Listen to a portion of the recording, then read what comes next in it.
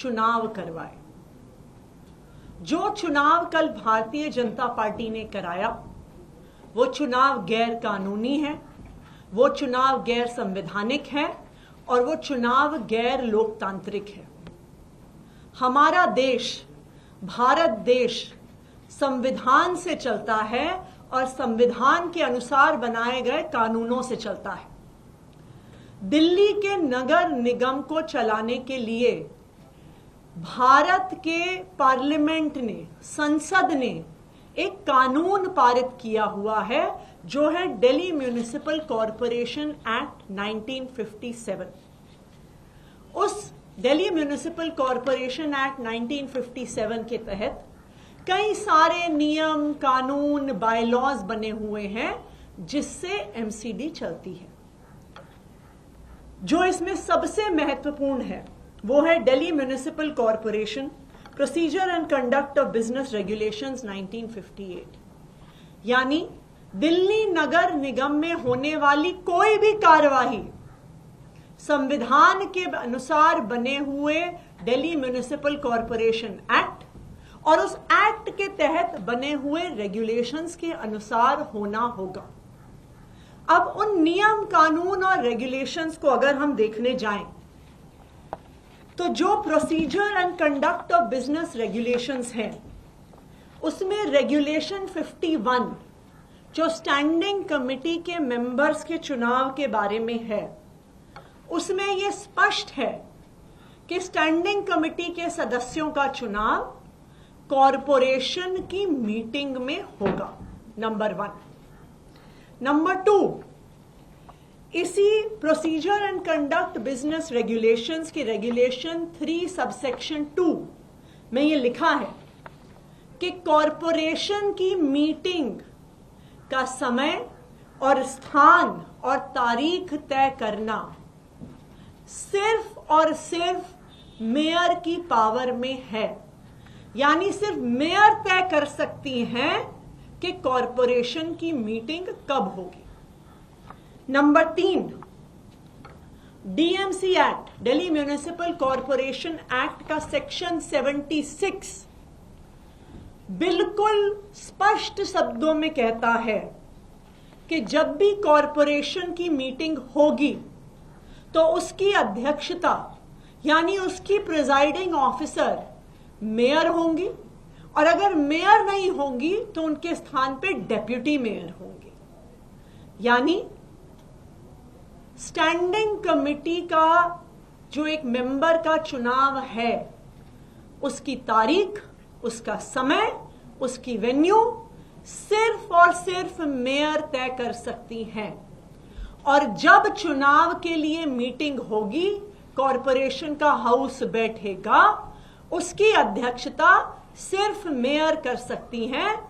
ये मैं नहीं कह रही, ये देश का कानून कह रहा है, दिल्ली म्युनिसिपल कॉरपोरेशन एक्ट कह रहा है, उस एक्ट के तहत बने हुए बायलॉज और रेगुलेशंस कह रहे हैं।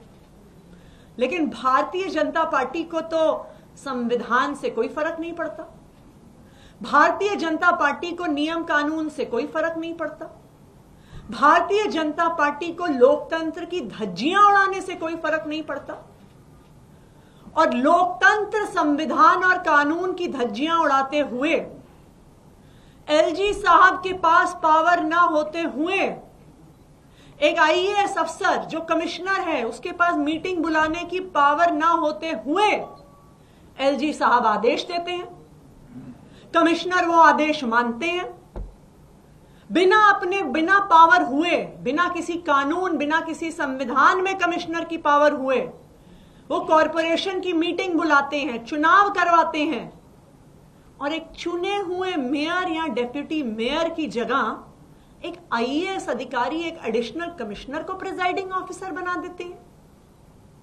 हर स्तर पर भारतीय जनता पार्टी ने, एलजी साहब ने और उनके अफसरों ने कल का जो गैर कानूनी चुनाव करवाया, उन्होंने उसमें संविधान की धज्जियां उड़ाई, लोकतंत्र की धज्जियां उड़ाई।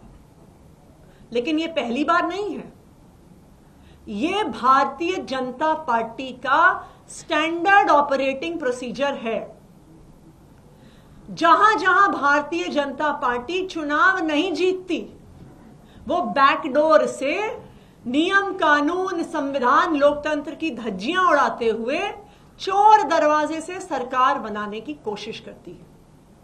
हमने देखा है कि 2014 से 2024 तक जिन जिन राज्यों में भारतीय जनता पार्टी चुनाव हार गई, वहां पे ऑपरेशन लोटस के माध्यम से विधायकों की खरीद फरोख्त कर कर उन पर सीबीआई ईडी का दबाव बनाकर वो बैकडोर से सरकार बनाते हैं।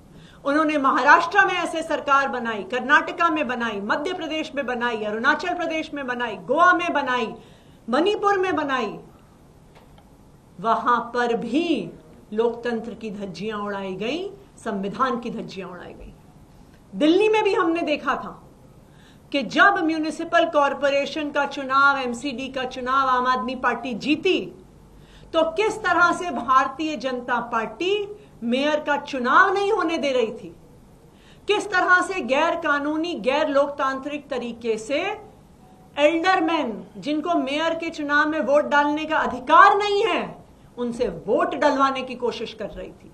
ये तो शुक्र है सुप्रीम कोर्ट का कि सुप्रीम कोर्ट ने सामने आकर संविधान को बचाया और मेयर का चुनाव एक संवैधानिक और कानूनी तरीके से करवाया।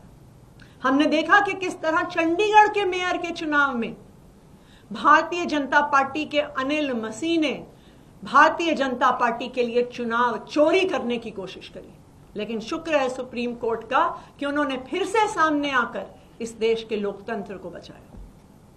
मैं भारतीय जनता पार्टी को यह कहना चाहती हूं कि यह देश तुम्हारी गुंडागर्दी से नहीं चलता, यह देश संविधान से चलता है, यह देश कानूनों से चलता है, यह देश एक लोकतंत्र है और जनता की वोट से चलता है।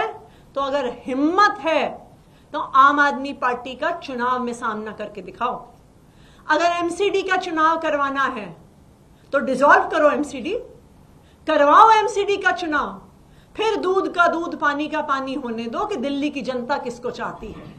लेकिन ये लोकतंत्र की हत्या करके, ये एलजी साहब की और आईएएस अफसरों की पावर की मिसयूज करके लोकतंत्र की हत्या बंद करो, वरना दिल्ली वाले आने वाले चुनाव में मुंह तोड़ जवाब भारतीय जनता पार्टी को देंगे। Thank you.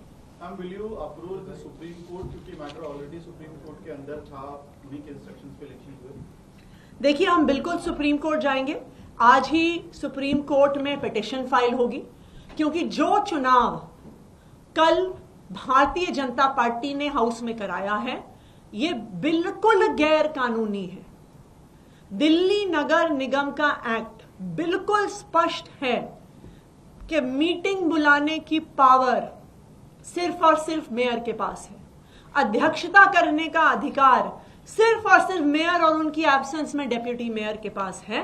तो इस गैर लोकतांत्रिक चुनाव के खिलाफ हम लोग सुप्रीम कोर्ट जाएंगे और आज ही सुप्रीम कोर्ट में इस गैर कानूनी, गैर संवैधानिक, गैर लोकतांत्रिक चुनाव के खिलाफ हम एप्लीकेशन डालेंगे। हम अरविंद केजरीवाल जी के घर को लेके अब इंडिकेशन हो रहा है कि बहुत जल्दी वो घर खाली कर सकते हैं, तो क्या लोकेशन जीरो डाउन कर लिया गया है? देखिए, अरविंद केजरीवाल जी एक ईमानदार नेता हैं। अरविंद केजरीवाल जी एक ईमानदार मुख्यमंत्री हैं, इसलिए 10 साल भी मुख्यमंत्री रहने के बाद उनके पास दिल्ली में अपना घर नहीं है। तो वो अब मुख्यमंत्री के पद से इस्तीफा देने के बाद एक घर ढूंढ रहे हैं जहां पे वो शिफ्ट करेंगे। दिल्ली के अलग अलग लोगों ने, चाहे वो आम नागरिक हों, चाहे वो आम आदमी पार्टी से जुड़े हुए पार्षद हों, विधायक हों, कई लोगों ने अपना घर ऑफर किया है अरविंद केजरीवाल जी को और कहा है कि हम चाहते हैं कि आप हमारे साथ आके रहें।